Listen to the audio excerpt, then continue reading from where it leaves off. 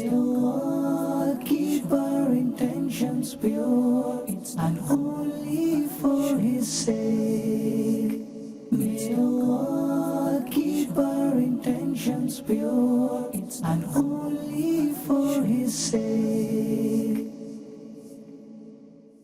Alhamdulillahi Rabbil Alameen wassalatu wassalamu ala Sayyidil Anbiya wal Mursaleen.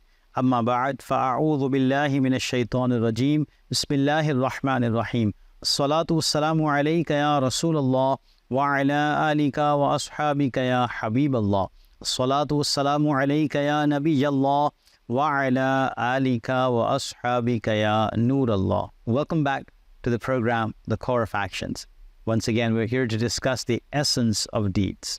At the heart of every action lies intention. Every virtuous act depends upon the purity of our intentions. In today's episode, we're discussing the good intentions of applying fragrance and the etiquettes associated with it. Before we start the topic, let's take a moment to reflect on the virtues of reciting durood upon the Holy Prophet sallallahu alaihi wasallam. The Holy Prophet sallallahu alaihi wasallam said, "The one who sends one durood upon me, Allah Almighty sends 10 mercies upon him. The one who sends 10 durood upon me, Allah Almighty sends 100 mercies upon him.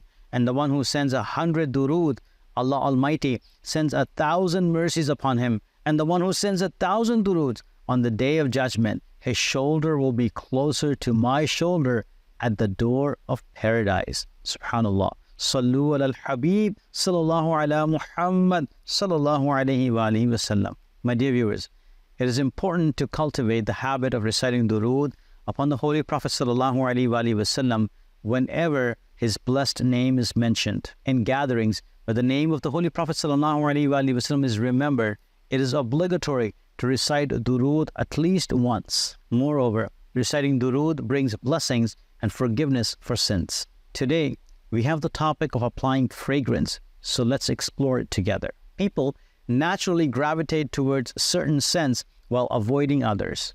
Islam as a religion aligns with nature, advocating what is pure and distancing from what is awful. The Holy Prophet sallallahu alaihi wasallam not only imparted teachings through words, but also through actions. Among his valued practices was the use of fragrance. Fragrance not only contributes to cleanliness, but also uplifts one's mood. Therefore, Muslims are encouraged to incorporate fragrance into their lives alongside cleanliness. Let's discuss the intentions and etiquettes associated with applying fragrance. Before applying fragrance, make the intention to follow the Sunnah of the prophets of Allah Almighty. My dear viewers, since all prophets alayhimus salam were chosen bondsmen of Allah Almighty, they held superb rank in every aspect of life. They were free from all flaws and sins, embodying every admirable attribute. Their hearts were spiritually pure,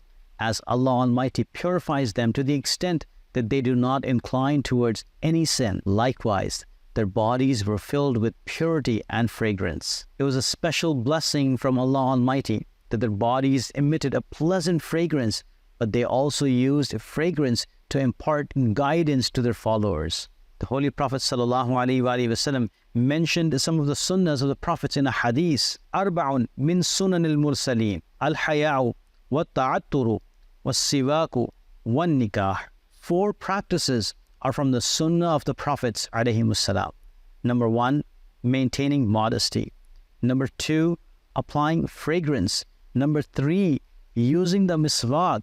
And number 4, entering into marriage. My dear viewers, these 4 practices were embraced by many prophets alayhimus salam. Therefore, they are considered sunnahs of the prophets alayhimus salam. When applying fragrance, we should remember that we are following the footsteps of Allah's beloved prophets alayhimus salam. When you apply the fragrance, make the intention that you're following the example of the Holy Prophet sallallahu alaihi wasallam. My dear viewers, while the application of fragrance is recorded for other prophets, it is also documented that the Holy Prophet ﷺ also used fragrance. His intention behind this practice was to educate his ummah on the importance of personal hygiene and pleasant scent. By applying fragrance, the Holy Prophet ﷺ aimed to ensure that when Muslims attend masajid, they emanated a pleasing smell.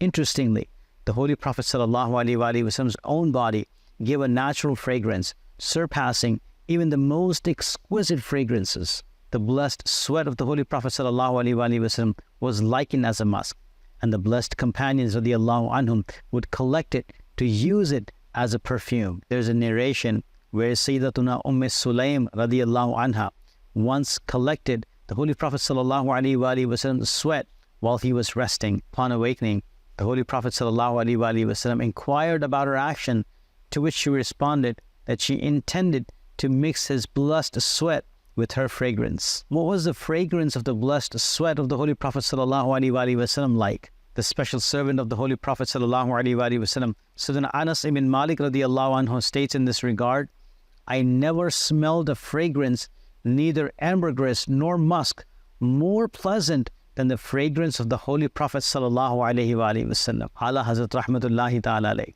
mentioned an incident of the aroma of the blessed sweat of the Holy Prophet ﷺ in a couplet, Wallah jo mil jaye mere gul ka pasina, mange na kabhi itr, na phir chahe dulhan phool. It means, I swear by Allah Almighty, if a bride gets the blessed sweat of the Holy Prophet ﷺ, she will no longer need perfume or flower for fragrance. In this couplet, there's a hint at an incident. In the blessed time of the Holy Prophet ﷺ, a person arrived in the court of the Holy Prophet ﷺ and said, Ya Rasulullah ﷺ, I'm marrying off my daughter and I request your assistance. The Holy Prophet ﷺ said, bring a bottle with a wide mouth and a stick tomorrow. The following day, the person arrived with a white bottle and a stick. The beloved Prophet ﷺ began to fill the bottle with sweat from both his luminous arms until it was full. The Holy Prophet ﷺ said, take this and tell your daughter that whenever she wishes to apply fragrance, she should dip the stick into the bottle and use it. Despite all these flashes of brilliances, the Holy Prophet ﷺ would use fragrance solely to teach his ummah. The Holy Prophet ﷺ used to say, a man's fragrance should be spreading and its color should not appear. As for the women, the better fragrance is the one that does not spread and the color is visible. Whenever someone sent the Holy Prophet ﷺ fragrance, he would never reject it, saying, do not refuse the gift of fragrance, for it is from paradise. The Holy Prophet ﷺ used to apply musk and ambergris. My dear viewers, it is crucial to remember that ahadith clearly state that Allah Almighty bestowed upon His blessed body such a sublime fragrance that no other scent, not even musk or ambergris, could compare to it. Anyone passing through those pathways afterwards would discern the unique smell of the Holy Prophet ﷺ, as it was a unique part of his blessed essence. This illustrates the profound impact of the fragrance emanating from his blessed body. Anything touched by the pure body of the Holy Prophet ﷺ would also get a fragrant essence owing to his blessed smell. The Holy Prophet ﷺ used musk and ambergris as mentioned in Sunnah Nisa'i. An Muhammad ibn Ali قال سألت عائشة أكان رسول الله صلى الله عليه وآله وسلم يتطيب قالت نعم بذكارة الطيب المسك والعنبر. Muhammad ibn Ali radiallahu anhu narrates, I asked Sayyidatuna Aisha Siddiqa radiallahu anha, did the Holy Prophet sallallahu alaihi wasallam used to apply fragrance?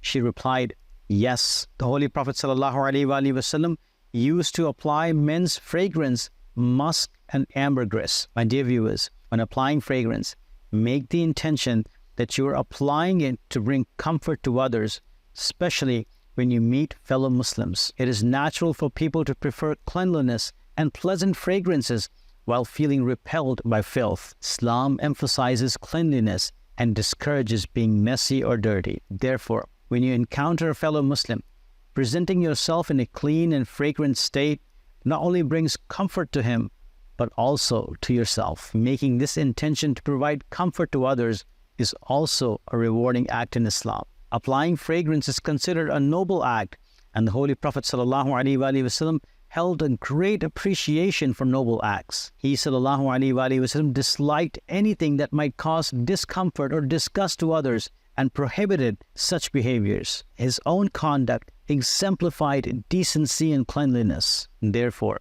when he sallallahu alaihi wasallam met someone wearing untidy clothes, he sallallahu alaihi wasallam would express his disapproval, remarking, "Can't he even wash his clothes?" Likewise, if he sallallahu alaihi wasallam saw someone with messy hair, he would inquire, "Can't he find something to comb his hair?" Likewise, there's an instance when a person approached the Holy Prophet sallallahu alaihi wasallam in a state of extreme untidiness. Upon seeing this, the Holy Prophet sallallahu alaihi wasallam inquired, "Do you possess wealth?"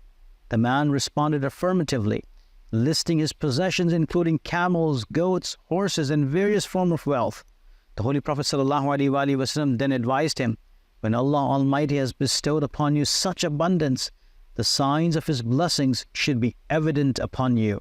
This includes wearing clean and respectable attire." Therefore, my dear viewers, it is important for us to maintain cleanliness by keeping our clothes and body clean and incorporating the use of fragrance into our habits. By doing so, not only do we follow the Sunnah, but we also ensure personal hygiene and cleanliness. Following the Sunnah of the Holy Prophet ﷺ and incorporating it into our lives is immensely rewarding. The Holy Prophet ﷺ himself highlighted the virtues of adhering to his practices. The Holy Prophet ﷺ said, "Whoever loves my Sunnah loves me, and whoever loves me will be with me in paradise." As a Muslim, we hold deep affection for the Holy Prophet ﷺ. Moreover, it is essential to embrace and cherish his Sunnah, for he himself equated love for his Sunnahs with love for him. The holy companions of the Holy Prophet ﷺ exemplified this devotion by integrating his practices into their daily lives. Sayyidina Anas bin Malik radiyallahu anhu recorded an incident. Once a tailor hosted a meal for the Prophet ﷺ, and I had the privilege of being there. The feast included a flatbread, broth with pieces of dry meat, and bottle gourd. I observed the Prophet ﷺ specifically reaching the bottle gourd and enjoying it. Witnessing his preference left a lasting impression on me and instilled in me a fondness for bottle gourd ever since. This incident highlights just one example of the passion with which the holy companions of Prophet ﷺ adhered to his Sunnah. They dedicated their lives to following his Sunnah. Moreover, when we study the biographies of scholars and pious saints, we find that they too made it a priority to follow the Sunnah of the Prophet ﷺ. May Allah Almighty enable us to act upon the Sunnah of the Holy Prophet ﷺ.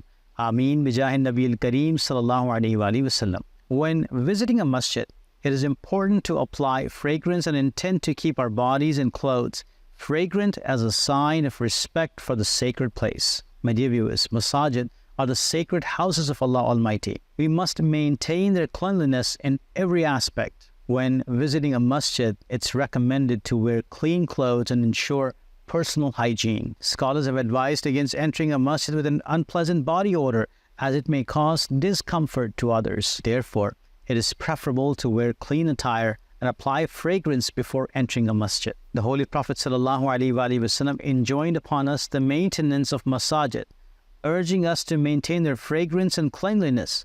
Hence, whenever we visit a masjid, it is recommended to apply fragrance as a mark of respect for the sacred place. Particularly on Fridays and Eid days, it is advisable to apply fragrance as a gesture of reverence for prayers. Doing so with the intention of showing respect earns us rewards. My dear viewers, as we discuss the etiquette surrounding various practices, let's explore some sunnah and manners concerning the use of fragrance. When someone presents us with the fragrance as a gift, we should accept it graciously without refusal. The Holy Prophet ﷺ himself never declined such gifts. Moreover, applying fragrance before attending Friday Salah is mustahab. It adds to the reverence of this special congregational prayer. Besides Friday Salah, it is also recommended to apply fragrance before every Salah, since Salah is our direct communication with our Lord.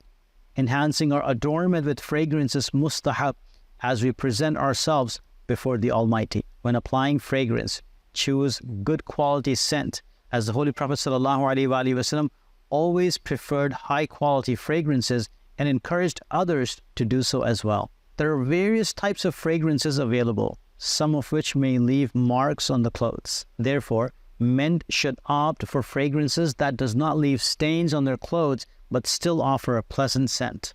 In Islam, women are provided with complete protection to prevent non-mahram men from glancing at them. Therefore, women are prohibited from applying fragrances if it will be smelled by non-mahram men. However, it is permissible for women to apply such fragrances within their homes where the scent is only noticeable to their husbands, children, or parents. My dear viewers, in adherence to the Sunnah of the Holy Prophet ﷺ, there is immense goodness for Muslims. It is not just a practice, but a source of great reward. And it is essential as a demonstration of our love for the Holy Prophet ﷺ that we incorporate his Sunnah into our lives. Among the various Sunnah of the Holy Prophet ﷺ is the practice of applying fragrance. In today's episode, we explored how applying fragrance is not only a Sunnah of the Holy Prophet ﷺ, but also a practice observed by all prophets ﷺ. We learned about the favored fragrance of the Holy Prophet ﷺ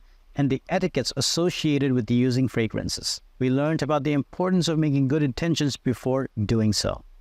May Allah Almighty grant us the ability to follow the Sunnah of the Holy Prophet ﷺ and guide us to lead our lives following his teachings. Ameen bijahi nabiyil kareem sallallahu alayhi wa sallam.